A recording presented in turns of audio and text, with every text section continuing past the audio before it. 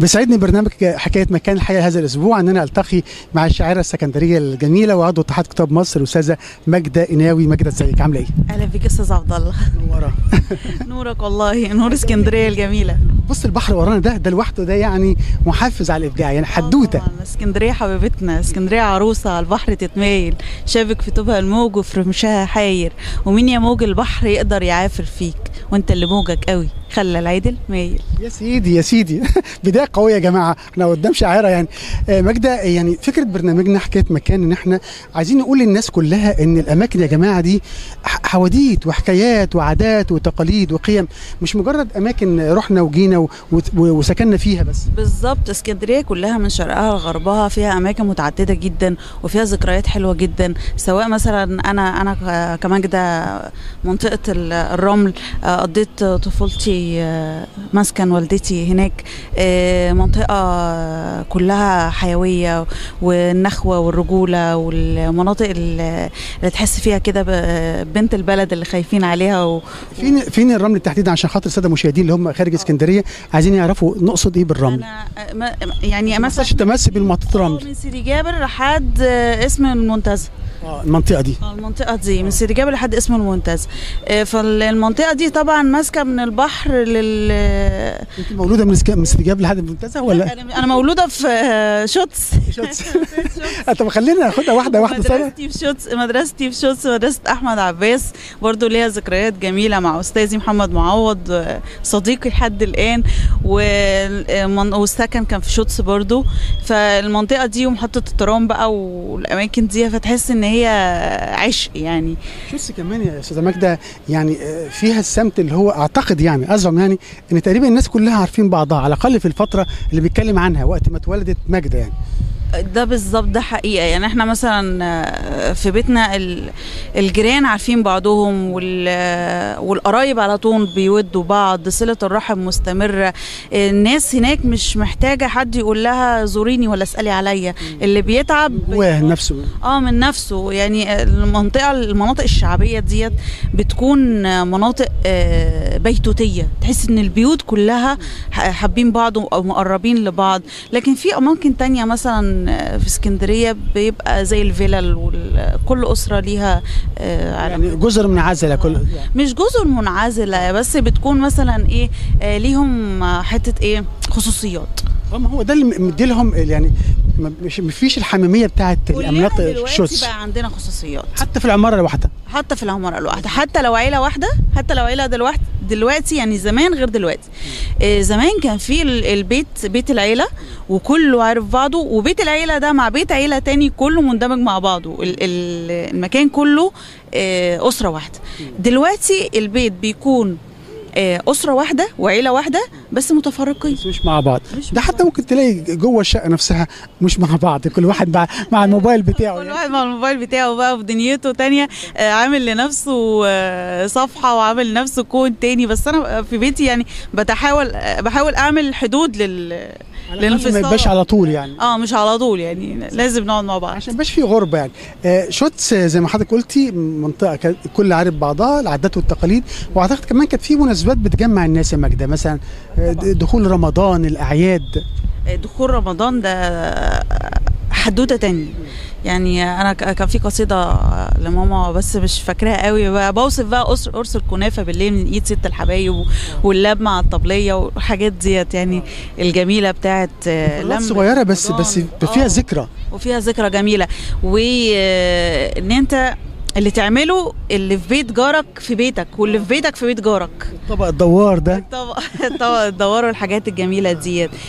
عندك رمضان، الاعياد، البالونات بقى والهدايا اللي بنديها للاطفال في الاعياد والمناسبات، حاجات كتير. المناطق انا بحب اقول المناطق الشعبيه، لان هي عناصر الشعب والود والالتحام، ليها دفى، الالتحام والدفى والقرب والعلاقات الودوديه كده مع بعضهم بتبقى طاغيه عليهم جدا.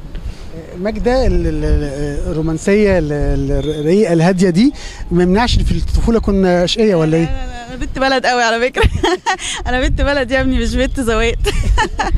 برضه في جمله من القصايد بتاعتي على فكره يعني. انا مثلا انا كنت بنت الحاره، بنت المكان والمنطقه اللي انا عايشه فيها دي يعني. انا افتكر في الحنه بتاعتي زمان بقى ما كانتش حنه نقعد نغني ونرقص كده، لا الحنه.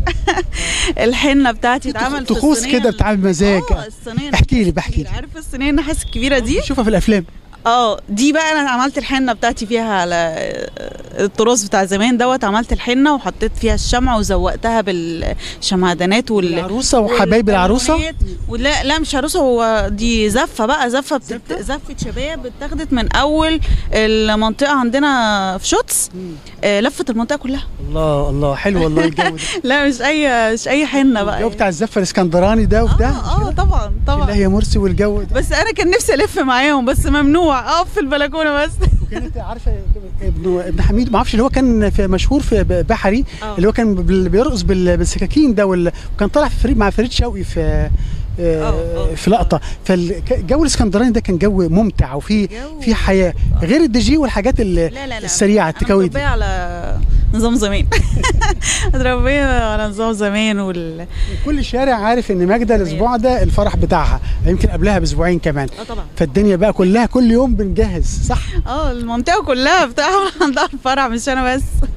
المنطقه كلها كان عندها الفرح وبتجهز والهدايا والاحباب وانت ما بتفكرش مثلا في اعمال بقى يعني. انت بتعمل اكل لضيوفك واللي جايين من سفر والكلام دوت. طبعا البيت ما فيش نوم، كله صاحي. واللي ينام في البلكونه. عندنا عروسه. طبعا. بعد الشوتس انتقلتي بقى لمنطقه تانية.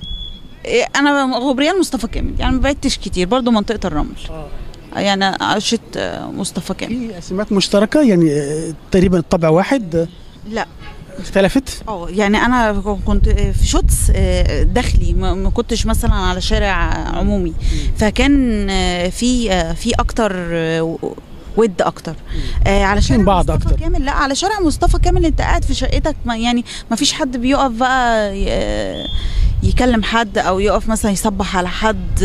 لو البلكونه اللي جنبي حتى ما فيش حد يصبح على حد. سمة العصر بقى اللي غالبا. يعني ما فيش يعني ايه تدخل. الشوارع العموميه ما فيهاش الدفى بتاع الحاجات الداخليه. دوشه يعني. انا اعاني من الضوضاء، ما فيش لحظه بيكون فيها ما فيش صوت تيت. الزماره ده لازم تيت على طول العربيات، فالموضوع صعب قوي يعني. قبل ما نرجع للتيت تاني عايز اسمع شعر بقى. نسمع شعر. الظاهره بتاعت الموبايل دي خلاص بقى فرضت نفسها لان انا ما لحقتش اطبعهم الصراحه. اتفضلي.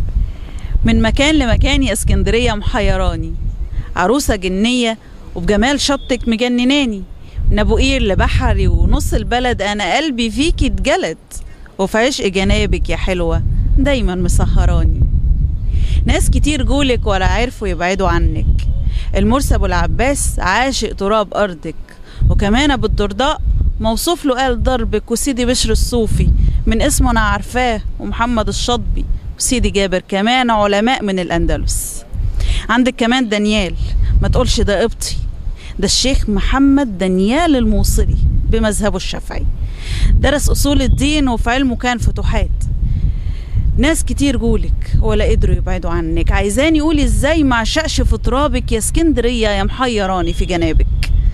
ملوك كتير، ملوك كتير بشوات ليهم كمان علامات، راغب لراغب باشا اكمنه من الاعيان، والمحموديه العروسه لمحمد علي باشا عثمان لي متعايق، وجوز جناب بنته اسمه محرم بيه، وكمان حفيده الصغير اسمه طسم باشا، وكمان على ايامه امير للبحار اسمه حسن باشا، ولقبه الاسكندراني، وانجد سير بريطاني.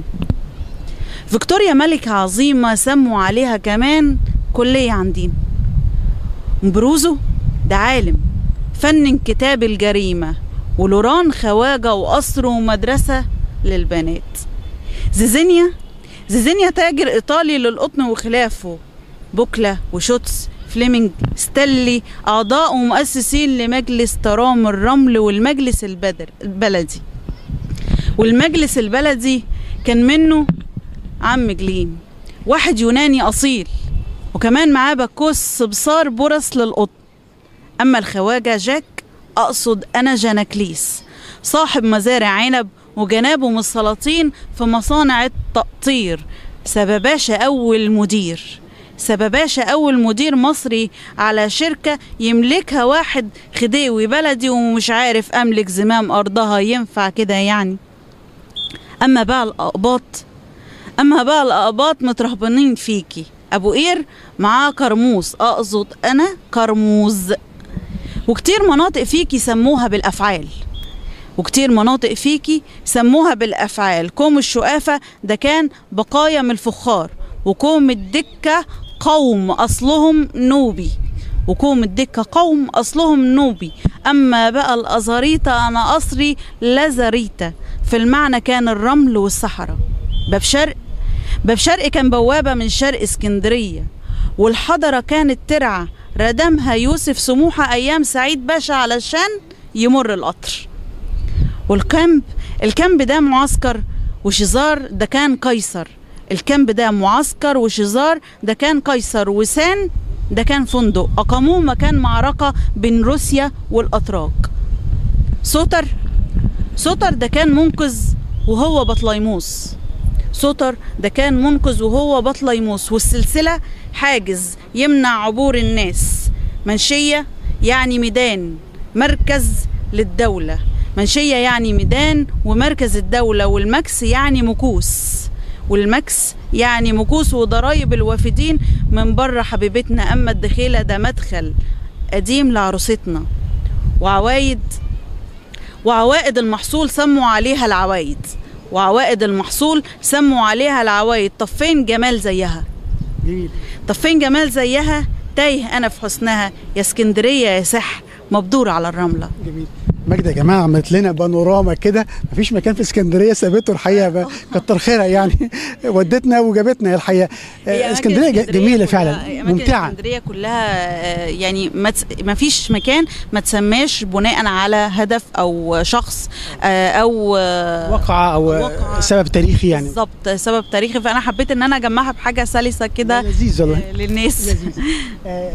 الكيان الادبي اللي حضرتك ترأستيه واسستيه ومرتبط بالطبيعه، يعني الفنانين والطبيعه او فنانين الحريه والطبيعه.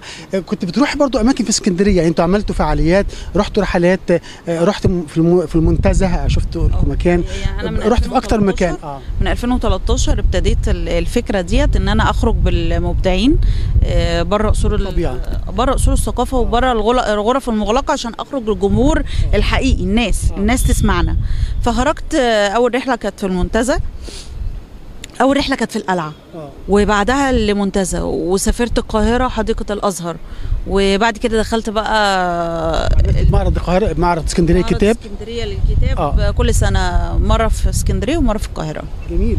على فكره ده مهم قوي، ده خط ان انا بدور على المتذوق، لان انا يعني احنا شبعنا ندوات مغلقه، شعراء بيسمعوا شعراء وشكرا مفيش مردود يعني، لكن المنتج الحقيقي ان انت تزرعي متذوق يوم بعد يوم. عارف السوكسي اللي الممثل بياخده اثناء المسرحيه الفن الوحيد تفاعل المحسوس، الفن الوحيد الحي، الباقي كله مسجل زي ما السيد حافظ قال. فبالنسبه ان انا انزل كشاعر ويقول الشعر بتاعه في وسط الجمهور، فانا اخد التقدير بتاعي انا، يتقال عليا شاعر ولا لا من الناس دي، من الناس المتذوقين. انا عندي واحد متذوق يبقى قاعد في القاعه اهم من كل، طبعا الشعراء ليهم اهميتهم، بس التذوق من وده الاضافه يعتبر اضافه للمكان. مظبوط. ونجاح بالنسبه للمؤسس الكيان والاسكندريه في النهايه، ده منتج الاسكندريه كلها، مردود الاسكندريه ذواقه يعني حضرتك اهو ابو التفانيك، اشكرك شاعر ومذيع ومؤلف وحاجات كتير جدا يا استاذ عبد الله. يعني اسكندريه فيها ناس فعلا يرفع عليها قبعه. اشكرك. يمكن بعد كده بعد الطفوله بقى كبرنا شويه، بدات فتره الدراسه بدات تروح اماكن تانية يعني غير السوتر بقى كليه، يعني رحنا بقى الشاطبي مش كده؟ يعني كلميني عن المنطقه دي، وهنا بقى يمكن الترام بقى غالب في الفسحه شويه. انا كنت بروح وباجي بالترام عشان الحاجه بقى اللي ايه في وسط البنات، في عربيه البنات ومحدش يجي جنبك، واللي هو بقى ايه الاسره بتبقى خايفه عليك وكده. الترام كان هادي يا ماجده من السنوات دي، كانت هادي. كان بص المجموعه اللي بتبقى موجوده في ساعات معينه، يعني احنا بنخرج كلنا من الكليه، اغلبيتنا بيبقى مع بعض في قلب الترام. يعني اصحاب مع بعض، شله مع بعضها، رايحين جايين مع بعضنا. طبعا الشارع بتاع السوتر والمذكرات بقى، نشتري مذكرات وليالي الامتحان والحاجات الجميله ديت. ومغريه بقى ان انت خطوتين محطه الرمل بقى، الفشار بقى والحاجات دي، صح؟ كنت انزل بقى يعني كنت انزل انا، كان ليا ايمان وغاده اصدقائي عزاز عليا جدا. شايفينها دلوقتي؟ ممكن. طيب يا ريت. كنا ننزل مع بعض محطه الرمل، نجيب سندوتشات محمد احمد. مش هقول عشان الاعلان بس. لا سوري. نجيب سندوتشات محطه الرمل، ونجيب بقى الفشار بتاعنا، ونجيب الحلويات والحاجات دي، ونرجع الكليه تاني. جميل. فعلا الحاجات يعني اسكندريه التفاصيل الصغيره قد كده ممتعه.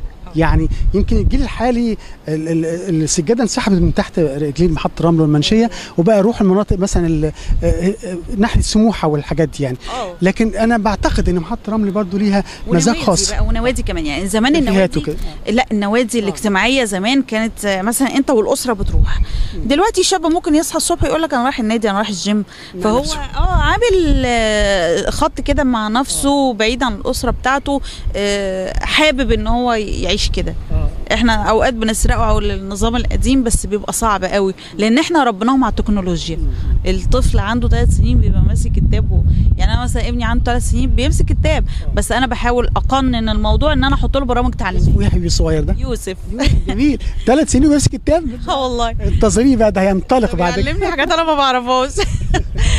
فبقعد اعلمه، بقنن الموضوع، بحط له برامج تعليميه، بحط له فيديوهات غناء، حاجات كده تنمي الموهبه عنده، وببقى قافله النت طبعا عشان ما يفتحش اي حاجه تاني. بتقعدي مع اولادك في وقت كده ذكريات وفضفضه، اكتر حاجات بتبقي حريصه انك تحكيها لهم عن ذكريات الطفوله وزمان عشان يطلعوا عندهم جذور يعني؟ والله انا بحب احكي، بحب احكي قوي حكايه، بس هم بيزهقوا مني. بيزهقوا مني عشان هم عايزين ايقاع سريع، مش بتوع حواديت اساسا خالص. يعني انا ما خلصي كده قولي لما اقعد بقى بتكلم كده كده، فاللي هو طب وبعدين يعني فبسكت. الحقيقه الاستاذه ماجده قناوي الشاعره السكندريه الجميله وعضو اتحاد كتاب مصر خدتنا كده سواء في البانوراما الجميله اللي عملتها عن اسكندريه او عن الحكايات عن اسكندريه، منطقه الرمل، شوتس ومصطفى كامل، ورحنا بعد كده للشاطبي، وهي اصلا حكايه زي ما اعترفت يعني. احنا خلاص يا دوب بنفنش كده الحلقه، يا دوب نسمع شعر نختم بيه. ماجده اقول لكم حاجه رومانسيه كنت كاتباها الاذاعيه هدى خفاجه بمناسبه خطوبتها وكده. كنت كاتبه لها خليك معايا، وهقول لك ايه يا اللي انت روحي وانت عمري اللي ابتدى من بعد غيبه، خليني فيك خبيني فيك، خليني اقرب مني ليك، ده انا كنت تايهه وانت جيت حلت لي ايامي وسنيني، شفت فيك احساس وطيبه، مش عايزه حاجه مش عايزة حاجة من الحياة غير نور عينيك، دي النظرة منها بكون بحال وعمري ليك. ده انا عمري وياك ابتدى ومعاك لقيت فرحي وهنايا، يا أرق من قطر الندى. اسقيني تاني برقتك، خليك معايا، انت الفرح وانت البراح، زوجة وحبيبة. انت الفرح وانت البراح، وهكون عشانك في الحياة زوجة وحبيبة. شفت ابتسامتي البسمة دي من جوه قلبي، شفت ابتسامتي البسمة دي من جوه قلبي، ودقته وخرجت عشانك. حاوط عليها برقتك، واسقيها طهر محبتك، ونعدى صدفة في سكتك لحظة شكون، لحظة شجون. هتلاقي روحي ونور عيوني شمع قايد، وأوهبك أجمل حياة. ده أنا عمري وياك ابتدى، ومعاك لقيت فرحي وهنايا، يا أرق من قطر الندى. اسقيني تاني برقتك، خليك معايا. الله الله، مبروك للزميله هدى خفاجه ان هي كانت سبب في ان احنا نسمع الرومانسيه الجميله دي من شاعره وضيفتي.